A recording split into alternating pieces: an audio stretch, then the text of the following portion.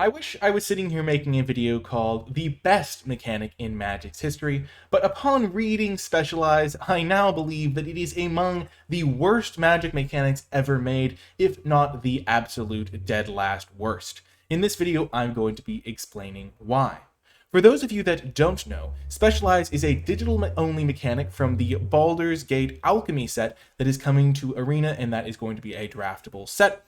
And this mechanic only exists in the digital world because it fundamentally modifies what the card becomes, and I guess we'll just get right into what the mechanic actually does. Pay mana and discard a color/land type of your choice to change your card to that new card with its effects. The change depends on which color you discarded. Now, it's also worth noting that you can only do this at sorcery speed, something not noted on the card, but something that I have discussed with other people, and that has eventually been confirmed to me, and something that they really should indicate because it's super confusing to understand what the cards actually do already, and yeah, that's just a minor irksome note.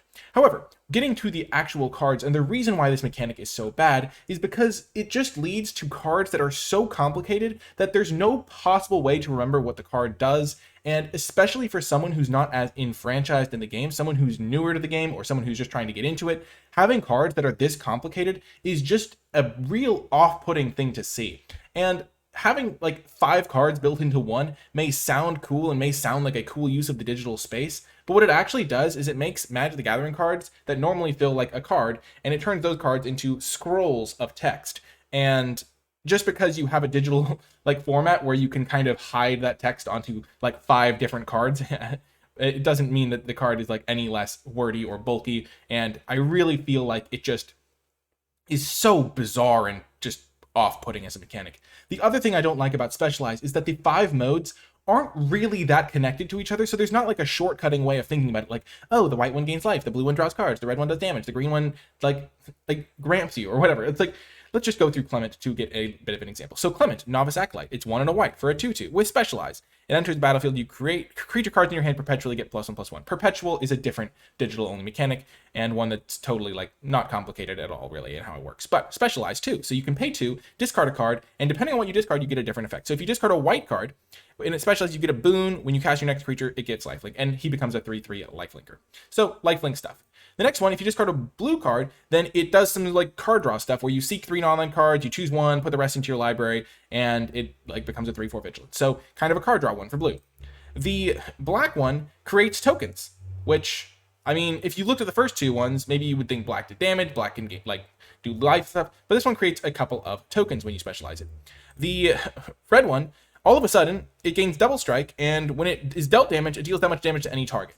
So like, these things are not really that connected. And then the green one, it leaves the battlefield, you create a 4/4 Ox. So like, if you looked at the first, like, there's no way to know what the card is going to do. Like, it's not like Clement Life Acolyte is a lifelink one. This one is a like flying one. This one's a death touch one. This one's like haste or like trample. It's not like anything connected to like keyword. They're all so completely unique that if I'm playing with this card, and I, as an enfranchised player who makes content about draft and about limited, about Magic the Gathering, if I'm playing this card, I'm going to have to read what it does every single time. If my opponent plays it against me, I'm going to have to double check what all of the modes do. And there are tons of these cards. First, when I was scrolling through this little section, I was like, oh, they're only going to do the cards at rare. And then I got to the first one, it's like, oh, it's uncommon too. And if it's an uncommon, it means it's going to be happening all of the time. There's just tons of uncommons. You're just scrolling through uncommon. And the fact that it's at uncommon means that there's going to be like plenty of situations where this was another one I was reading. There's just plenty of cards that you're just going to be seeing like game in and game out. And they're all super confusing. And it's just honestly off-putting to me as an enfranchised player that I can't know what all the cards are going to do unless I like memorize like all different, like one card being this complicated is just so off the charts bananas that like it bugs me. And normally in physical cards, you have a limit on how complicated the card can be because you have space constraints. And it looks like instead of using the digital space to explore mechanics that are hard to track in paper, I guess this one's hard to track because it's hard to track in digital. Like, can't even be feasible in paper. But instead of using the digital mechanics for things like Perpetual, which is like turning a card permanently into something better even if it changes zones, like something interesting like that, it's just using the digital space to make a mechanic that essentially lets you just make cards longer than the physical cardboard would constrain you to doing. And that's just really, really bizarre and not something that I'm a big fan of.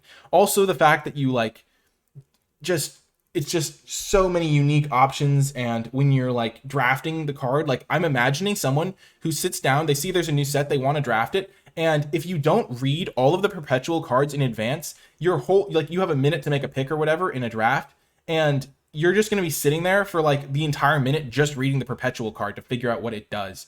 And that's also something that's incredibly off-putting. So like, it's so complicated as a mechanic that it just frustrates the heck out of me. And also the fact that like, they didn't even like try to make it like consistent. Like if the mechanic was something like Clement Novice Acolyte, lifelink counter, flying counter, menace counter, like haste or first strike or something, and then like trample, like some like connected mechanic to the color for this one, and then the next like different rare has like a different like kind of like theme that you can at least somewhat understand, that would be one thing. It would still be super complicated, but it would at least make some amount of sense in terms of like you can keep track of it in your head somewhat. Like you're like, oh yeah, Clement, that's the one that gives you like a keyword. But it's just so not that. And it's so wordy and complicated. And just trying to imagine all of this text on one physical card really puts it into perspective on just how overly complicated and bad the mechanic is, in my opinion. And yeah, I mean, I've been going off about this mechanic for a while, but it just really bugs me. And I think that it's a mistake of a mechanic and isn't going to be satisfying to play just because of how complicated it is. It's nice to have options, but it's also nice to have cards that you can actually understand without reading them every single time. Anyway, that's going to do it for this video. If you did enjoy my take, hit the thumbs up button and comment below with your thoughts, feedback. Even if you disagree with my take, I'd love to hear your perspective as well. And if you made it all the way to the end of this video, leave hashtag poor Clement in the comment section down below, because I was talking about Clement a lot in this video, even though there are plenty of specialized cards that I could have discussed instead. Anyway, that's going to do it for this one. I hope you enjoyed it, and I'll talk to you next time.